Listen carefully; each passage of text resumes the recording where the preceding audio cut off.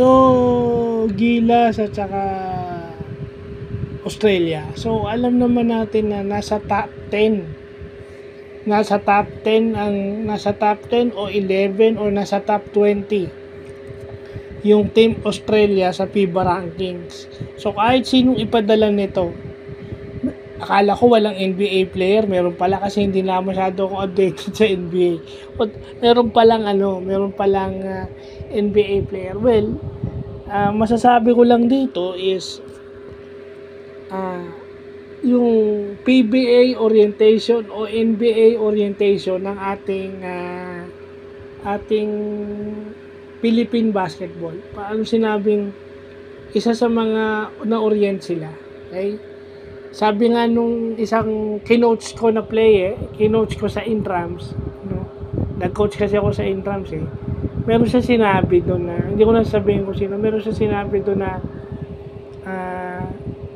first quarter pa lang, first 5 pa lang, wrong move na. Agree ako sa kanya doon. Kasi kung ang strength ng kalaban mo is perimeter, dapat you should bring guys that can switch. Meron tayo niyan. Kaya nga nandiyan si Japet with Edu. Di ba?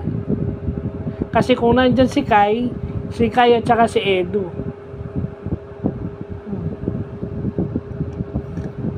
Di ba? Yun. They can switch. Nakita nyo nung ginamit si Japet nung third quarter, pumalag bumaba yung lamang. Hindi naman talaga natin matatalo yung Australia. Ako sa tingin ko talo talaga tayo sa game na to. Talo tayo talaga. Wala tayong pag-asang manalo sa Australia. Kahit sabihin mo yung sisilat, hindi ako naniniwalang kayang silatin ng Pilipinas yung Wag na tayong maglokohan na na sasabihin nyo hindi ka Pilipino kasi naniniwala kang talo yung Gilas sa Australia. Wala naman talagang laban ng Gilas sa Australia. Tingnan yung player ng Australia, meron siyang size, meron siyang speed. Kita nyo, pag nag-switch yung dalawang malaki nating mabilis, sinong naiiwan? Kung mabantayan mo yung perimeter shooting nila, yung 3 points sila, dadalihin ka naman sa loob.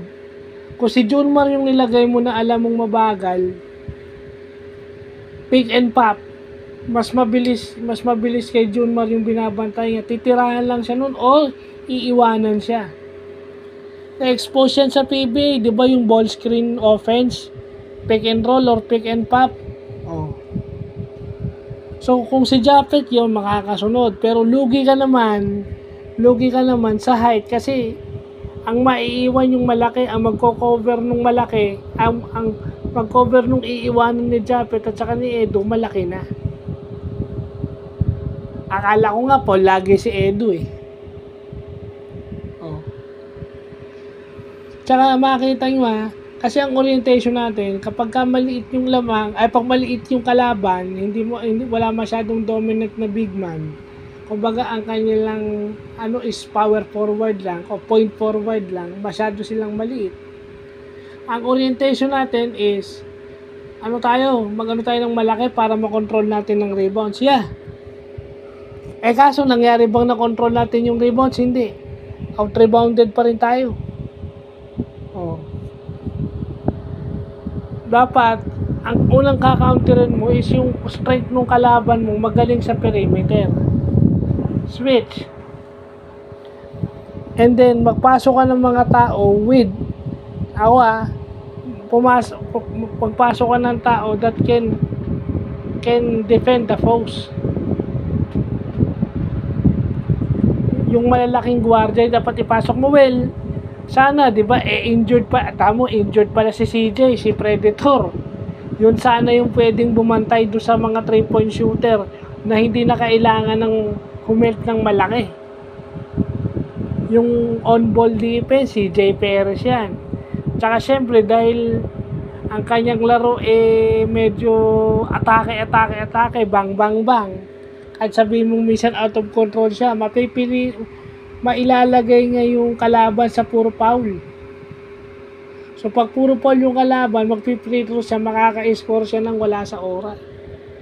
So I think malaking kawalan si CJ doon, yung game against Australia. Si CJ sana yung pwedeng bumantay kasi dapat dalawa sila ni Newsam. When pinasok si Newsam, nadepensahan yung gwardiya naman ng Australia.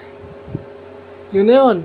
Pinasok mo si Newsam nung first quarter, nadepensahan yung gwardiya, pero yung mga kakampi niyang tirador, yun naman ang sumushoot. Nung nabantayan, nung na-control yung 3 points, doon ka naman nadali sa loob. So, hindi mo talaga tatalunin ng Australia.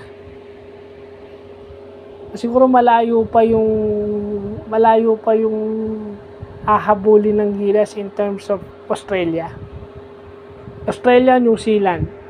Yun, nakahabol na nga sa atin yung Taipei, Chinese Taipei. Sa akin yun, kasi dapat PBA orientation pa rin tayo, NBA orientation pa rin tayo. Thinking kasi long shot yun. Baka ang iniisip ni Tim Cone is kasi 3 points hindi naman shoot.